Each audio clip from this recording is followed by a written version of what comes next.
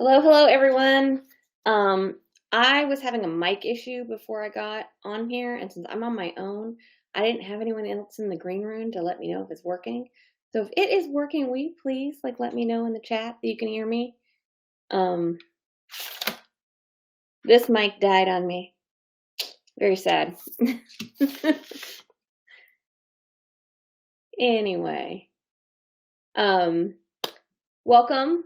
I know some of you had originally signed up for this when it was supposed to be last week, so I appreciate you all hanging with me while I had to do some date changes. And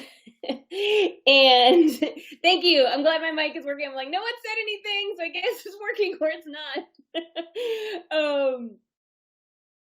Yeah, the real story behind having to change the date, I wish it was something exciting, but my refrigerator broke and I wanted, obviously you don't want to have no refrigerator, and the only delivery date and time was directly conflicting with the original date for this, and I'm like, you know what? Refrigerated food is more important. You just gotta set your priorities, right? Anyway, uh what was I saying? Welcome. I'm Sarah. I actually have a note in my notes that are introduce yourself, and I still almost forgot. I'm Sarah. Super happy to have all you here on a Monday morning. If you are on the west coast of the US, otherwise, happy to have you whatever time and day it may be. Happy to have you join us on a Monday. Um, and one of the first things I ask people to do if you are here live, I know we've got a lot of people who signed up just to get the recording. Just drop a note in the chat. Let me know your name, who you are, what you do. If you want to share a website or a newsletter sign up, please do that. This is definitely a place where you are welcome to connect with other people. That's part of the point of doing this. If you have not joined us before, this is a semi-regular thing. One of my commitments is to do this much more often. I have about half a year mapped out of what we call our community conversations. Most of them do have a guest. Every once in a while, it's just me, such as today. And if you can't hang around the whole time, don't worry. You can come back to this link, watch the replay. If you have a question, there's a little question box that used to be easier to find in the interface in Crowdcast. So you can try to use that. Or the other option is just drop a note in the chat, and I'll fish it through. It's not that hard. And I'll try to find that.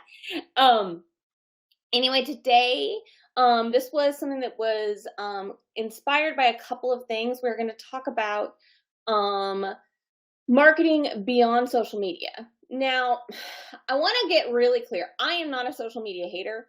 I think sometimes I get a little bit of a reputation for that because I'm like, you can't build your whole, I do truly believe you cannot build your whole business, personal brand, movement, whatever you're trying to do just on a social media platform. It is a very high risk thing to do.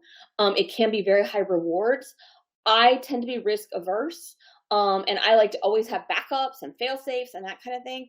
And just seeing, even recently, seeing how many people who are in, say, Instagram, and Instagram has been really good for them, are saying that they're having no reach anymore, and that's getting kind of scary. I think that's just another illustration of why it's high risk to build everything in your business on a single social media platform. And I actually believe on social media in general. I think diversification, just like how you wouldn't put all of your retirement fund in crypto, you'd want to diversify your marketing assets. I never will actually encourage people to put all of their marketing resources in one direction. I just think that's unwise. Anyway, I can get on my high horse about that as much as you like. It was also inspired by one of the things that I noticed is last year I wrote an article for my website that was basically, hey, is it even possible to do marketing as a small business person without outside of social media? Are you going to have to use these platforms? Or are there alternatives? And what I saw, I wrote it for a bunch of reasons. One, it was a question I got a lot. Two, I had noticed there was a kind of an uptick in the data in terms of people looking for questions around that. And I was like, oh, this is an interesting opportunity. And so I So I wrote an article thinking like, oh, might be able to collect some interesting information. I might be able to get some people into my mailing list. Like, and what I've seen is that particular article, the search volume for that article has gone up every month by at least 25%. So there's something happening. Just I know that's one data point just from my website, but there is something happening where people are hungry for information about what else is out there.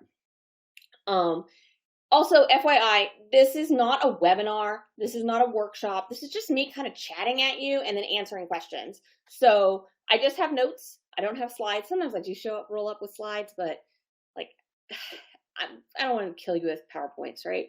But I just thought it was a very interesting conversation, really timely. Also, as the new year started, I don't know about you, but did January last like 87 days for you? Because it really felt like it did for me.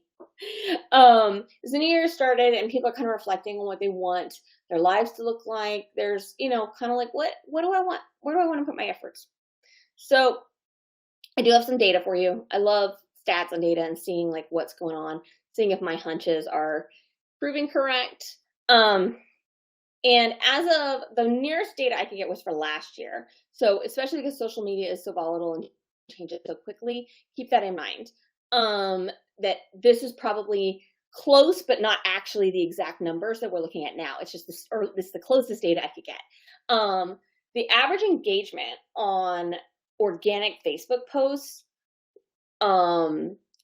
is 2.5%.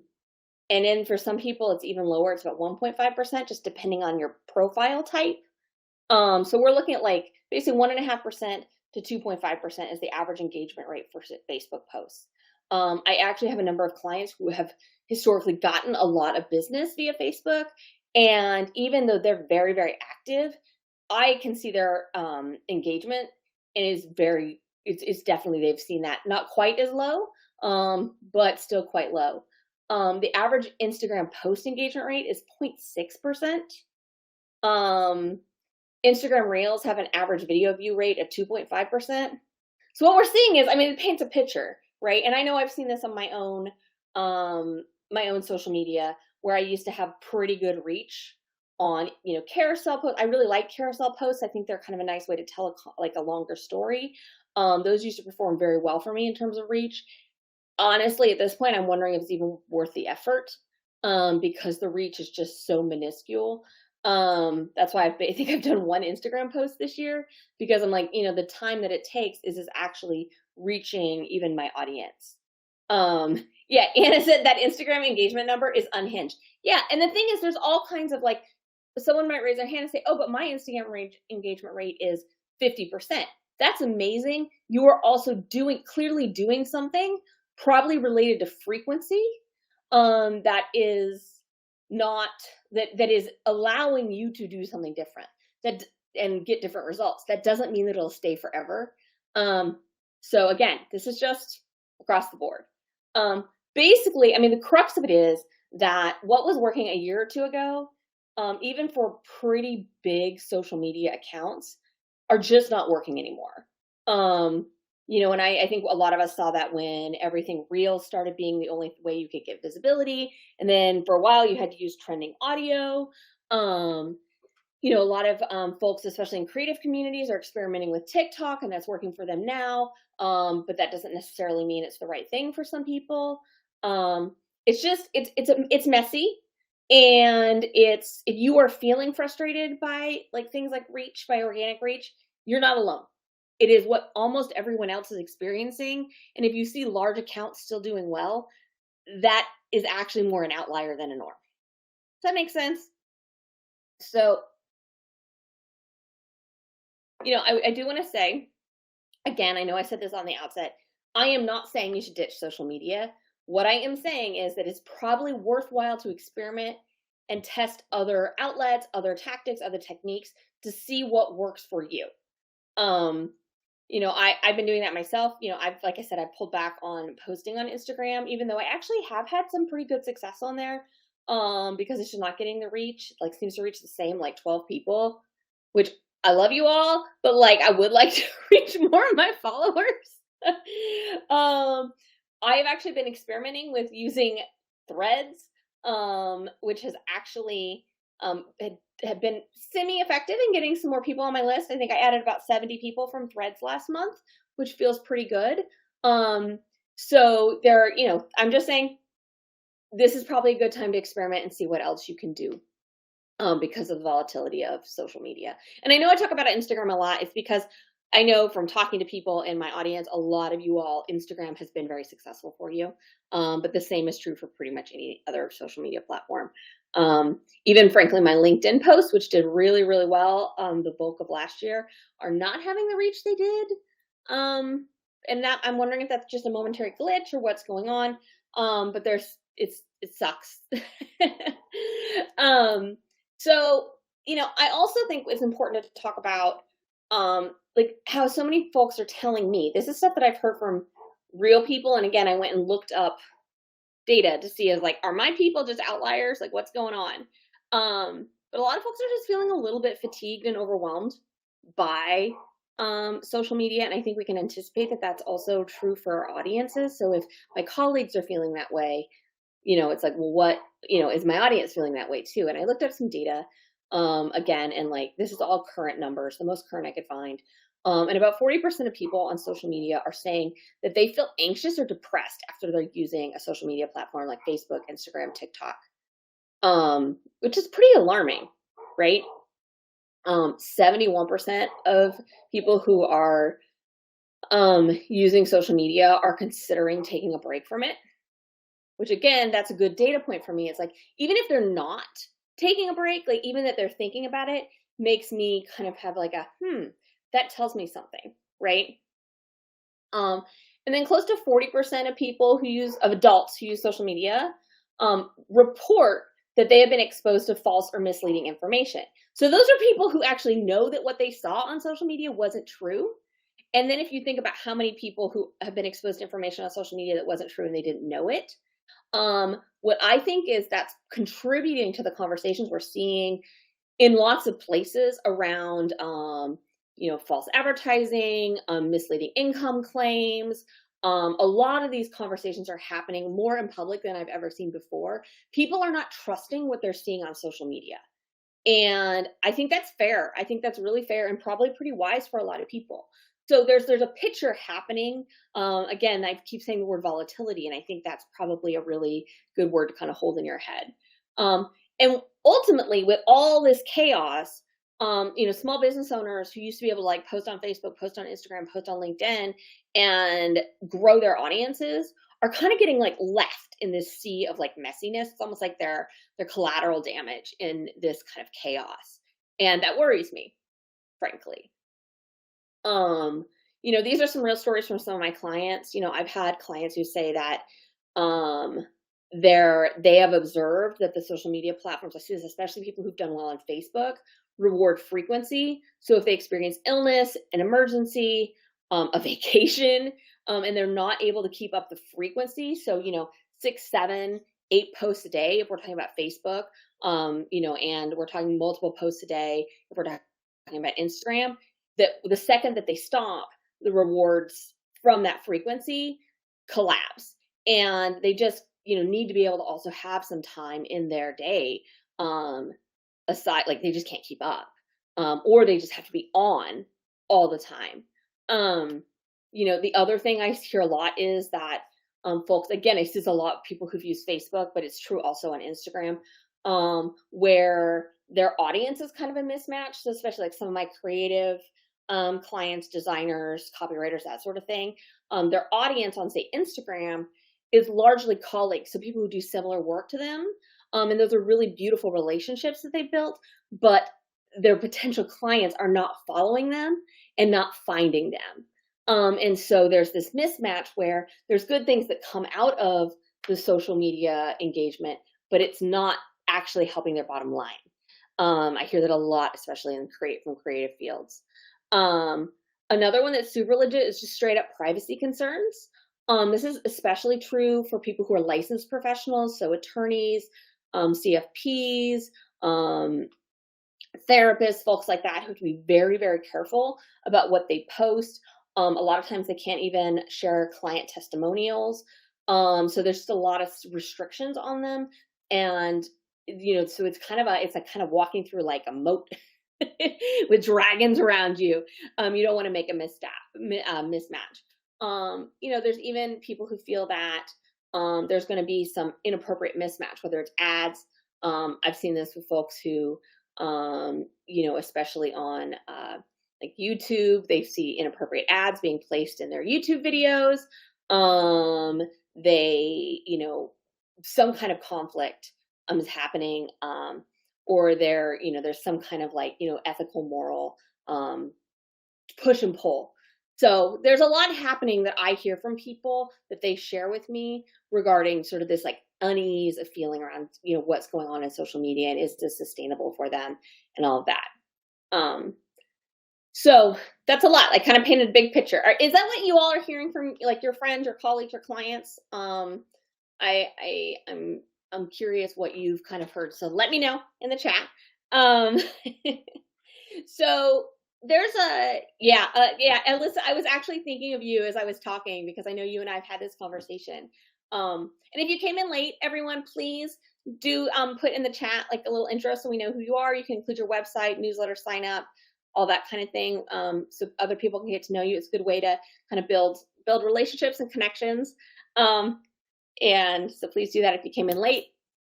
And so there's a lot. I think it's messy. I think all marketing right now is kind of messy. I think there's a lot of distrust of the messages that people are seeing.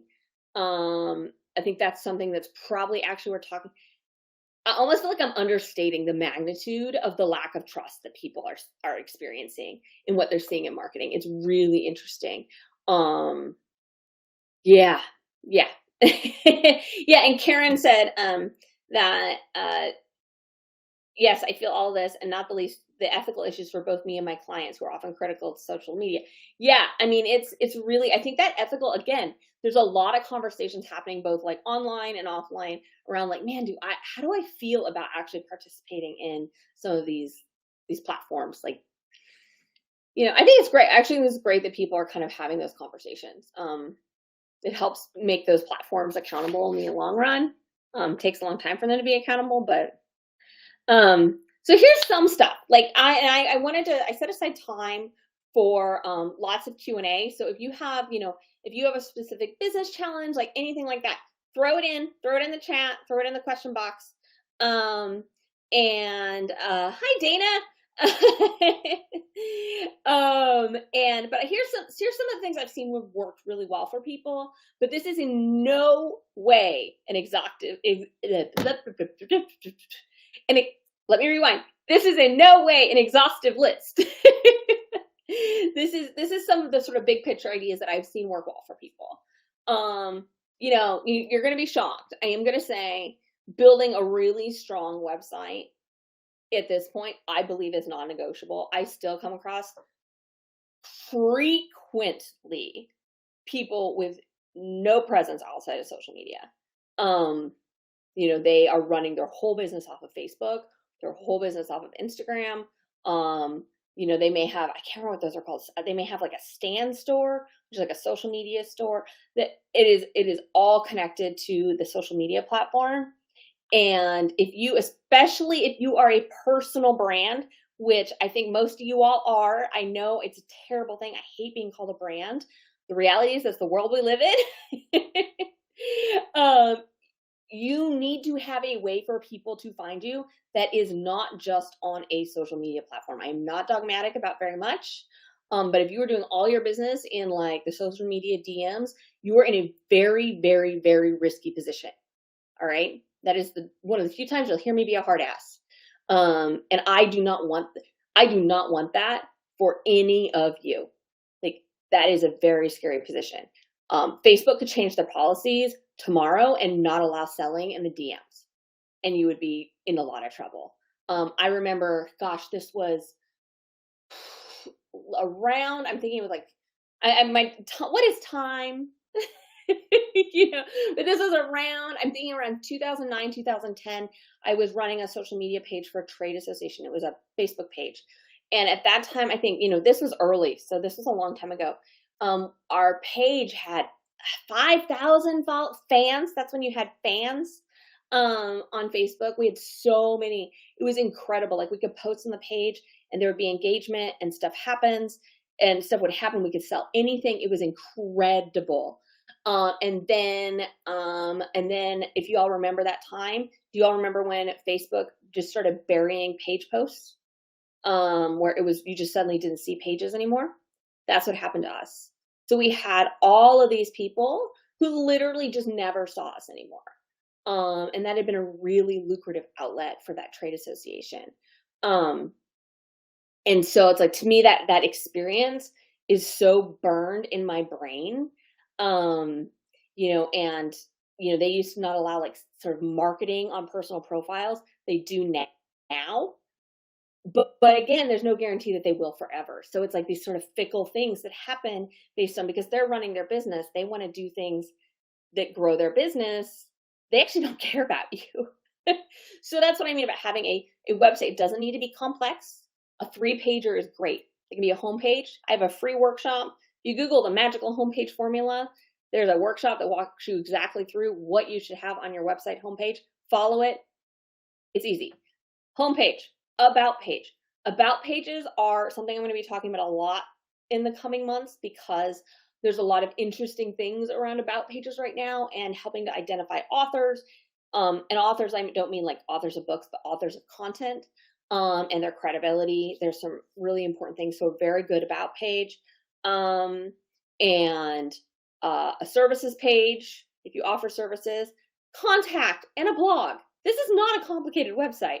You can buy a beautiful template from loads of the template shops that are out there, plug this in and be good to go. Like, it does not need to be complex. It can be super simple. In fact, don't have a complex website like me. It's a nightmare.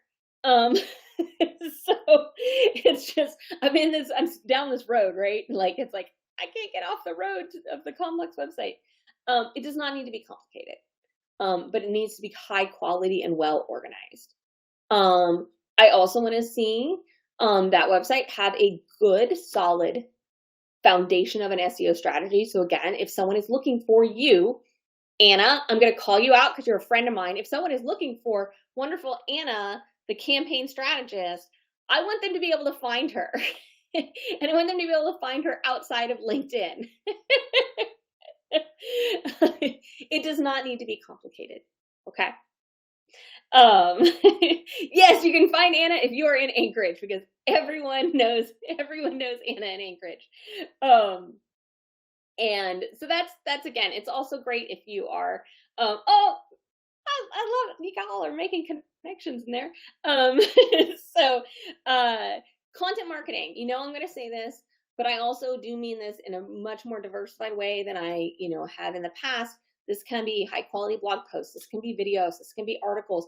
Infographics are something I'm kind of hot on right now, because I'm seeing a real uptick in the reach of that kind of content, which I think is really interesting. And I want to know why.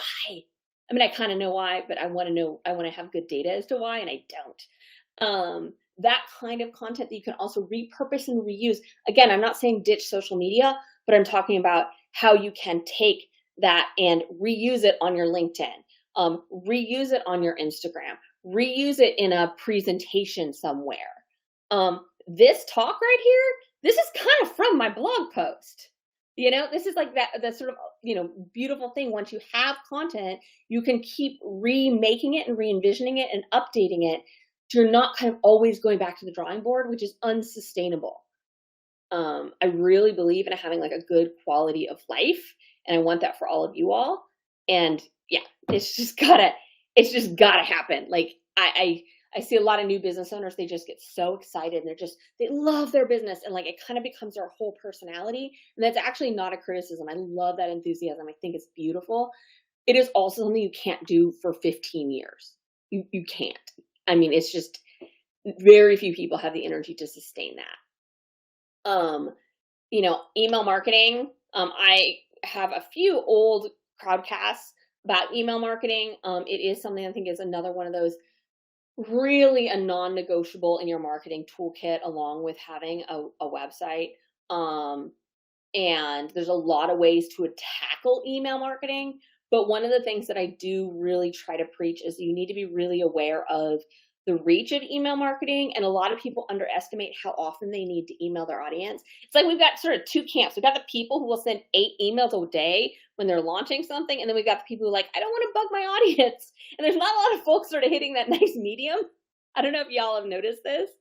But it's a whole thing.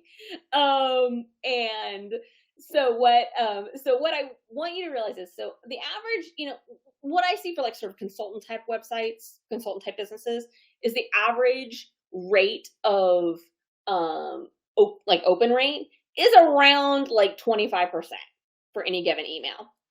There are people who have much higher. A client of mine has this astronomical open rate that blows my mind. It's like 80%. I mean, it's huge. But it's, that's a good number for the kind of businesses that you all have. So that means statistically, your audience, someone on your mailing list is seeing one out of every 4 emails you send. So if you're sending 1 email a month, that means they're only going to see your emails like 3 times in a year. That is not enough for you to stay top of mind when they have a problem that you can solve. I want to see that number increase. So there's a reason that I have sent an email every Friday for 5 years. There's a reason why new people on my list also get an email on Tuesday. So it is a math problem in a lot of ways. It's to stay top of mind when people have the problem that you can solve, and it's a math problem. Yeah, I have a lot to say about this. You're not bugging people. They have said, yes, communicate with me. Provide value to them, help them get to know you, your insights, inspire them, excite them. You don't need to instruct, you don't need to teach. You can share and share generously, and people will love it. So, and actually I'm camp nerdy emails. My emails are super nerdy, but they work. Know your audience and know what they like. And the way you know it is by asking them. Alrighty, I'm going to talk about some stuff. So that's kind of like real stuff. There's kind of stuff that you can do. I wouldn't call them, there's something you kind of control in your own properties, that kind of thing. So that's kind of the top stuff that I see, that like you control this stuff, like you control your email list, you can control your content, you can control your website and your SEO, like stuff like that. There's a whole other bucket of stuff which requires you to be more active and connecting with other people. And what I see is this is where a lot of people are like, oh, I don't feel comfortable with that. Like I want people to come to me. And I get that and I understand that. I can guarantee you no one who is on this call right now is being sleazy, creepy, or salesy if you approach anyone. That is not the kind of people you all are. So there's nothing wrong with proactive marketing. All right. You are not being a creep. Public relations. I actually, believe it or not, in a previous life, I did PR. The public relations landscape has changed. I actually don't really recommend trying to get like big media type hits, that sort of thing. But what I do love is things like podcast guesting, coming on something like this. Like if I have had people email me and say, hey, Sarah, like, are you hosting any community conversations soon? Would you be open to, I would love to be considered as a guest sometime. I have said yes. There's nothing wrong with reaching out to people in that kind of context. I have reached out to people about being on their podcast when I've been a huge fan of what they're doing. Sometimes people say no. Sometimes people say yes. My client, Natalie Bullen, I don't know if she's on here, but Natalie, she always talks about how, rejection is just information. There's nothing wrong with someone saying no. Great, that's information. Wasn't a good fit, wasn't the right time, whatever. And that's really true. So thinking about those kinds of where you can reach beyond the audience, because we kind of tend to create these little circles of influence. And one of the best things you can do is get outside of that circle of influence you're currently living in, and find, overlapping circles. And so that does require proactive stuff. Why am I meant on big media and the PR category? So this actually comes from a client of mine who's a longtime PR veteran. What she's seeing is even when people do get good placements, they're not actually getting the results they want to see. So she sees better results with niche publications. So I'm not saying like big media is bad, but niche publications actually do um, tend to get more traction, tend to get longer, like more longevity. So I don't mean like say no if New York Times comes a call in, but thinking about what, where you can really reach, like Dana, I mean, there's a lot of interesting niche publications that would probably help build your audience in a really, meaningful way. Even potentially like doing a guest column, that sort of thing might actually have more impact than trying to go for like sort of a general media publication. But that all comes from actually a client of mine who's doing this work like all the time. Is that she's seeing like the results that people get are better when they're super focused and targeted. She's had clients who've gotten on like a podcast that is exactly their audience, and their list has exploded, their book sales have exploded, and they've been like mentioned in like something general like Business Insider, and nothing has happened. So it's just, yeah. You're all gonna sign off when I say this. Networking. Networking. I think Heather, was it you that I was saying this to the other day? Like networking is one of the best return on investment marketing activities you can do. A lot of times it gets a real sleazy, icky reputation. I remember when I had a day job, and one of my assignments was to go to our Chamber of Commerce mixer every month in our city. And it was like the yuckiest thing. Like people were like shaking hands and giving business cards, and then like I'd get these weird sales calls about like new Xerox machine rentals the next day. Why was it always Xerox machines? It was so bizarre. Anyway, that is not what I'm talking about. It's really about building relationships, attending events, participating in events outside of that sphere of influence. So I see a lot with like creatives, for example. They'll participate in a lot of online events that are, say, for example, for designers. So you'll see the same lineup of people in every single one. And it's not a criticism of these events. I think they're great for building relationships with colleagues. But everyone attending these none of them are potential clients. It's very, very rare. It's a lot of like just talking to the same people. But there are other events that can be really, really, really impactful. They may be, if you say work with, like alternative healthcare providers, there may be an entity in your community or online or what have you that is focused on business education for those people. One of my clients is very big into her audience is in the fitness industry, and she goes and to all of the networking events for the fitness industry, and it has been incredibly valuable. Anna says it. Networking also doesn't need to be salesy. Sometimes it's just being known for showing up at things. Literally being known, whether it's virtual or in person, being known as someone who like shows up and has something positive to contribute.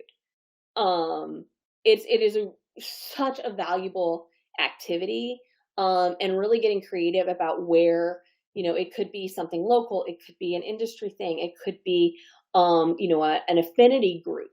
There may be like a women in business organization, or one of my clients is heavily involved in the LGBTQ Chamber of Commerce. So there's all kinds of these entities that are bringing people with some kind of common ground together, and you can be known as someone who shows up, who gets to know people, who offers advice, who says yes.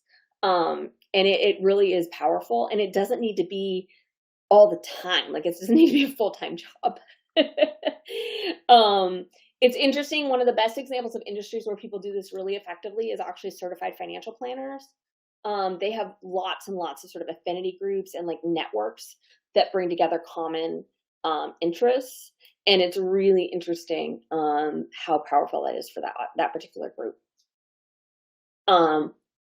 Also, joint marketing, or sometimes people call this like joint venture. I just mean joint marketing. So, I've had clients I've had come on my on this. I've been invited into other people's communities. But again, thinking about who are you complementary to rather than almost like getting into competitors' audiences. And that's the thing that's really important. So if you are, say, a web designer, can you talk to an intellectual property attorney's audience? um, and vice versa, because there's some real nice like synergy there. If you are a systems person, can you talk to an accountant's audience? Those kinds of things can be really, really impactful. And then also make sure when you show up for those kinds of things, have something for that audience. I usually typically will offer, like Alyssa and I are doing Alyssa, if you're still on here, drop the link because it's really going to be good. Later this month, Alyssa and I are doing a talk about pricing and design. And yeah, Niquosha's in here. Like Niquosha's my attorney. She's like, I'll connect with anyone. I love it. I love it, Niquosha. And there is, if you go back into the old Crowdcast, there's a great one with Niquosha and myself. Is absolutely fantastic. So yeah, IP is all areas of business. It truly is. But Alyssa and I are doing a really cool discussion about pricing, and we have some overlap in our audience, but we don't have like we're not. It's not a Venn diagram. That's one circle. And so it's going to be for creatives, and I'm really excited about it, or designers specifically. And I've got my people in my audience. Alyssa has her people in her audience. There's some overlap, but there's a lot of not overlap. Great opportunity. And those can be more formal or they can be casual, but there's a lot of opportunities there. Finally, this is something that I have observed that is overlooked by the vast majority of people who are primarily doing business online. So I don't mean online businesses, because I think that's a very specific genre of people who are like selling courses and programs and that sort of thing. I mean, people who are kind of online first, so they're not like geographically limited, that sort of thing. A lot of these folks are overlooking the power of customers and clients in their own backyards. So, wherever you live, I don't care where you live. There are probably potential clients and customers very near to you. And so that means telling people around you what you do. That means having a high quality Google business profile, which you can have if you are a remote business, because you are, quote, meeting clients at their location. So that means you might have a coffee with a potential client who lives in your neighborhood that is meeting them at their location. That's the workaround. Don't tell Google business profile I told you that. But really making sure that you are reaching those people. And that is one of the things that I just really see a lot of folks missing out on. I'm lucky I live in Portland, Oregon. There's a lot of really interesting and creative and vibrant businesses here. I will say there's a lot of people, we tend to have a little bit of a market where people they either want to pay a very large agency or they want to pay a lot of money, or freelance or very little.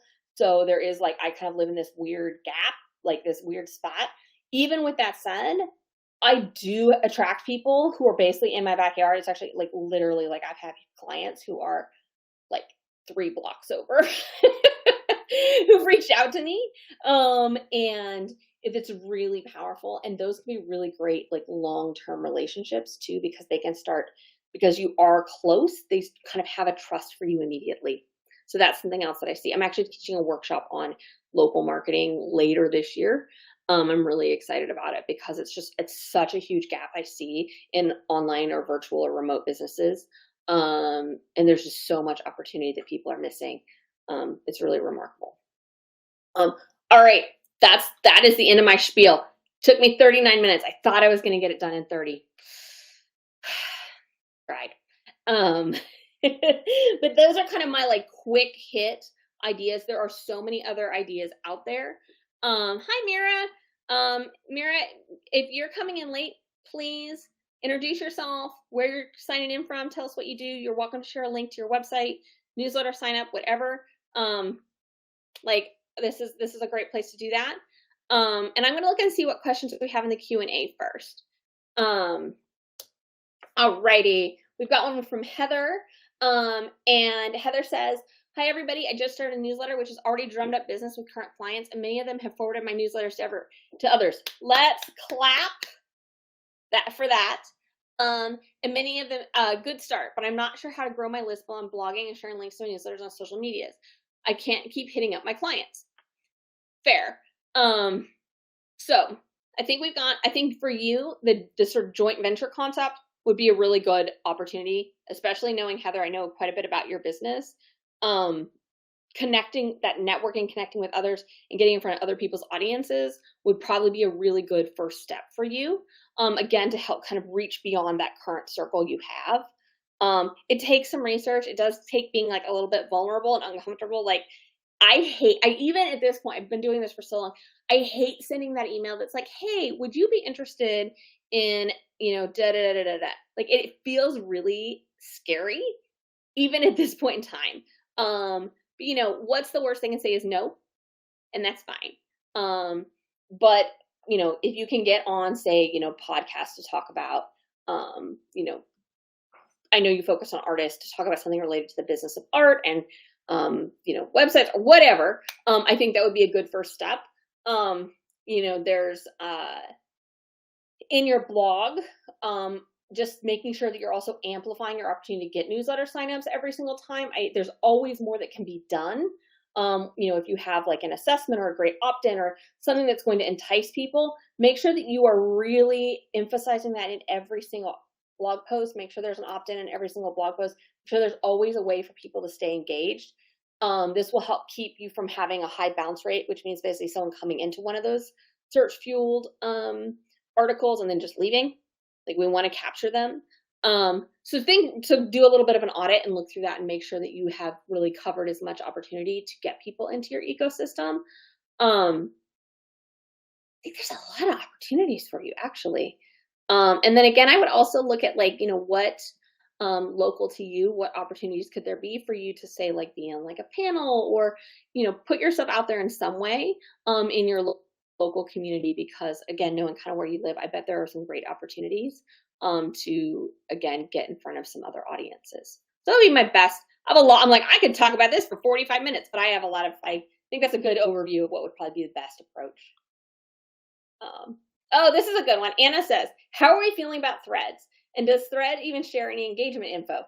Okay, as far as I can tell, there is no engagement info we can get from Threads, which is a little bit like diabolical on the part of Threads. I mean, that's what I think. Like I think I mentioned early on, I have had some list growth thanks to Threads.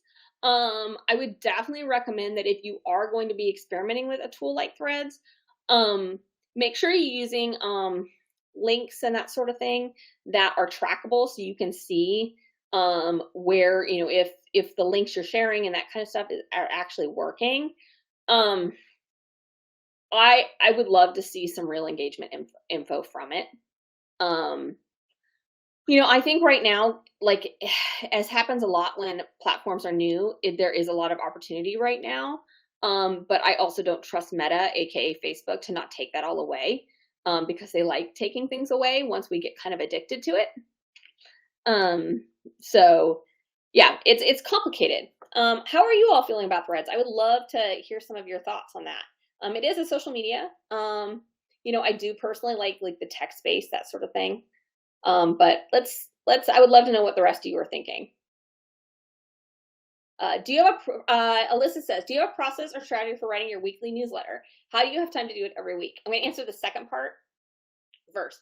I set aside time every Wednesday to write my newsletter. It is a block in my calendar and it gets done. That is the only way anything gets done in my life, is if I've set aside the time. I know that sounds really rigid and uptight. It is super true for me. Some people do really well if they have like little 15-minute blocks that kind of throughout the day or throughout the week. I really believe in working with your strengths. So if you are someone who does do well with having like that time just kind of stuck, um, do that and make it non-negotiable. Don't let anyone book in, no exceptions. Like I don't care if they're the best client in the world, they do not get that spot. Um, and that's just one of my like hard and fast rules because if I don't set aside the time, it doesn't happen. Um, I yeah, I also let go of trying to be perfect, which means it takes a lot less time. I have typos in my newsletter. If you don't like that, you can unsubscribe. That's totally fine. Um, I sometimes don't say everything I kind of wanted to say, and that's fine. I really, because what I have really come to believe is that it's the message that matters more than anything. So that's also like letting go of that desire for it to be like perfect has made a big, and in general, that has been a good life choice overall. Being okay with imperfection is kind of like wild. Um, do I have a process or strategy for writing the newsletter? So, yes and no. So, I tend to pick a theme for my business every quarter that is based on my framework because if the framework drives everything. And so I pick a theme for my business every quarter, and there are things that you will see if you actually were to look at it in its entirety, you would actually understand where it comes from. This quarter, I've been focused on there's three pieces of my framework: cultivate, uh, clarify, create, cultivate. I did it. Was going to do it in reverse for some reason, and this quarter has been really focused on the create piece. And so, for example, I chose in January to have a theme around business blogging because I'd heard a lot of people talking about that. So I did actually have a newsletter series about business blogging. That was actually pretty well planned. I also, though, keep my ear to the ground as I'm hearing stuff from people as like, ooh, is this something I should address in my newsletter? So last week's was definitely from that. Actually, the one I'm going to write this week is definitely related to something I've heard. So that kind of thing definitely is definitely something that I give myself the freedom to be responsive to what I'm hearing in like the marketplace. Um, so I do have a strategy. It is an overarching quarterly strategy. I also have a bank of newsletter topics that have kind of come in my head that I keep for like it's like the break glass in case of emergency topics. So that's like, man, if there's nothing timely, if I don't really have anything on the plan, it's like a well I can go to and pull from. So I definitely do also do that. I wish I could say I had this super sophisticated strategy, but what I've found is that my newsletters actually perform best in terms of not just open rates and clicks and all that, but actually in terms of people hiring me, because that's the most important metric, when I do give myself like some freedom and flexibility to be responsive. All right. All right. Dana says, under the banner of email marketing, how do you handle new signups? Welcome sequence before they get new emails. Question mark. I have focusing on my list by taking other actions, and I'm not sure if I'm welcoming them perfectly yet. I love this question because I think there's also so many different ways you can do it. I have done it in so many ways, and now I have kind of a hybrid situation. I previously had like welcome sequences for like every single opt-in, and then they would get that. There was like 3 or 4 emails, and then they would go into my Friday list. Then for a long time, I took out all those welcome sequences, and I just had everyone go into my evergreen one, which is basically I call it the greatest hits, which is 24-ish emails that are basically kind of like everything you need to know that strictly follows my framework. And so for about a year and a half, that was what happened. They get those on Tuesdays, and then they'd also get my Friday emails. Because I think it's important for people to have context around what we're all talking about, right? However, what I saw is that I had some opt-ins that were really good for people actually like say purchasing, like I have a lot of workshops and those sorts of things for sale, and they tend to be really good leads into people actually working with me directly one-on-one. And so what I saw is my sales of those went way down because I got rid of those specific product-based welcome sequences. So I strategically turned about 3 of those back on and rewrote them. And so now there's like like for specific opt-ins, there's like a short little welcome sequence, which is definitely getting Again, moving people into more of those info product sales. Then once that's over, they get the Tuesday and the Friday. So that's working for me. The thing to keep in mind is because it's working for me doesn't mean it'll work for you. So that's something to keep in mind. I really believe there's no like cookie cutter template kind of situation in this regard. It's really understanding your audience and what they need.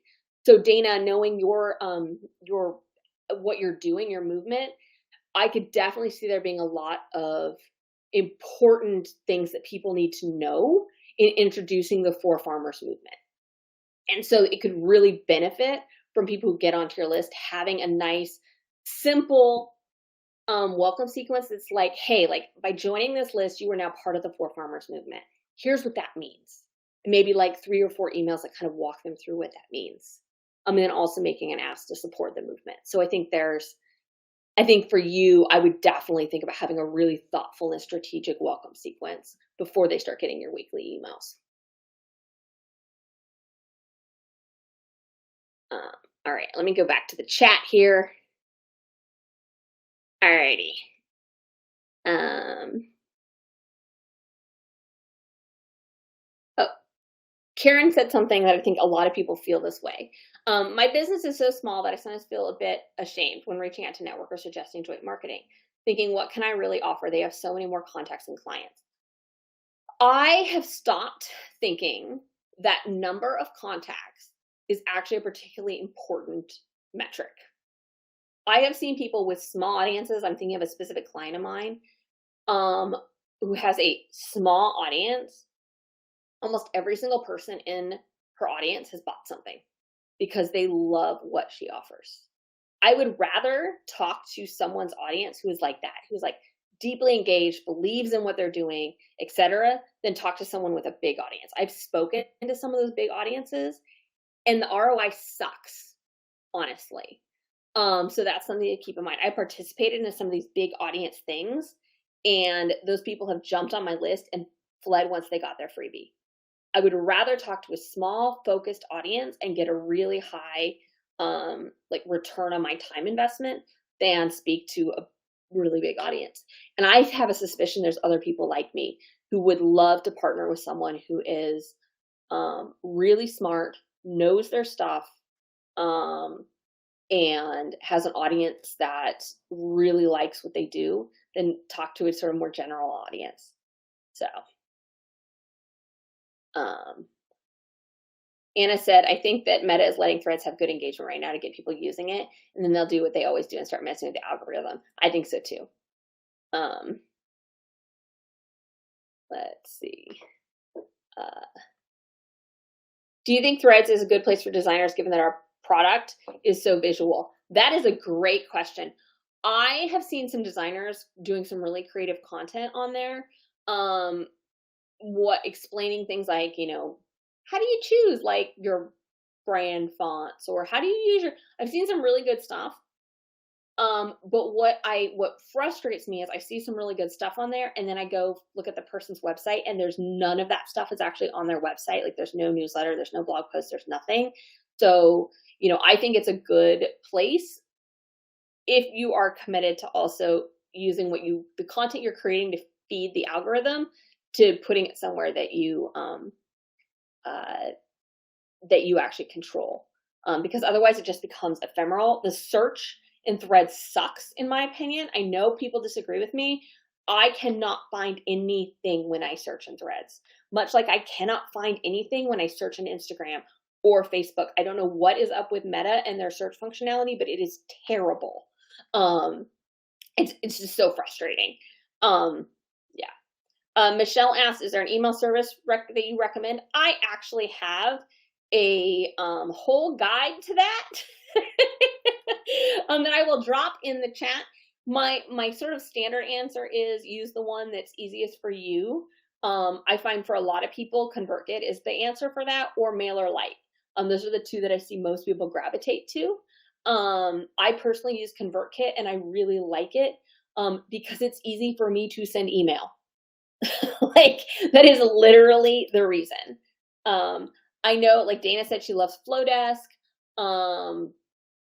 I know other people who love Flowdesk as well. I really just want you to use the one that's going to be easy for you. I dropped my email marketing article in here that goes into a bunch of them. I don't think I may not have included Flowdesk because I wrote it before. Oh, yep, I did include Flowdesk. I forgot I updated it. So yeah, whatever is going to be easy for you. That's my answer. And I know that's kind of a crappy answer. And a lot of times my clients find that ConvertKit or Flowdesk, or if they're Squarespace users, they may even just like using Squarespace campaigns. That's especially true if they're doing blogging, because there is like a one click, like click and send the blog post to your list thing. So that's another good option. So yeah, there's a lot of, oh, and Anna, that's a good point. Sorry, Anna also weighed in and said about the question about people who have feel like they have small list of contacts. You probably have different contacts than the people you might be partnering with, so you could be offering a lot of value.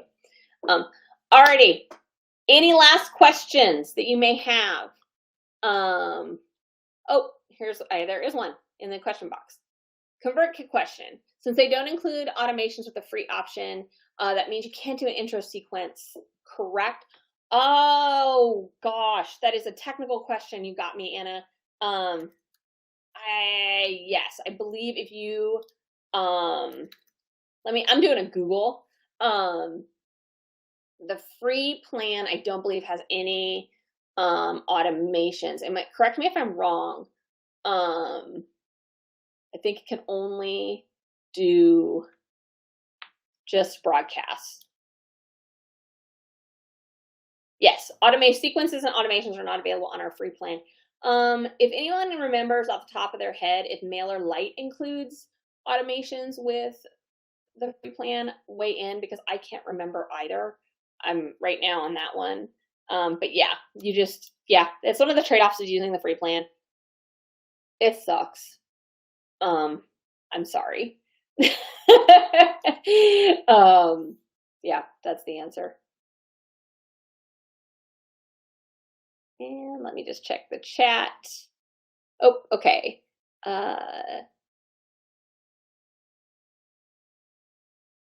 Heather says MailerLite has automations on the free plan. So that's the answer. Anyway, we've got 3 more minutes. If there are any additional questions, I will answer them rapid fire. I'll keep an eye on the chat. Otherwise, I want to thank you all for coming. If any of this was like exciting to you, please, of course, let me know what action you took. You can always email me, hello@sarah with an H, moon like the sky.net, N-E-T. Although .com now gets to me because I finally own the sarahmoon.com domain. It's very exciting. I've been trying to get it for 15 years. And I always love hearing what people do after one of these. It's really wonderful to sort of see what kind of actions people take, so do stay in touch. If you have ideas for future community conversations, for guests, whatever, again, reach out to me, same address. Happy to talk further about any of these kinds of things. And we do have some fun events coming up in the coming weeks, including the one that Alyssa linked to in the chat. But I'm going to drop a link to all of the upcoming stuff in the chat as well,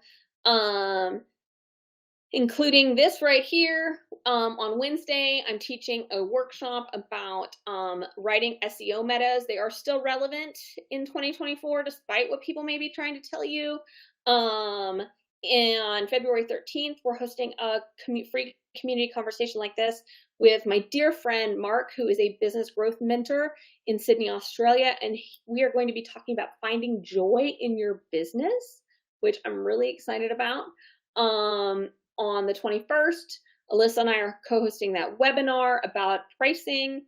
And then in March, I will be teaching a workshop called Flip the Script, Inspire Your Audience with How-Tos, which I'm really excited about as well.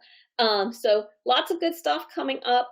I'm very excited about all the stuff we have planned for this year. So do stay in touch. Y'all are on my list, so you know. And take care of yourself.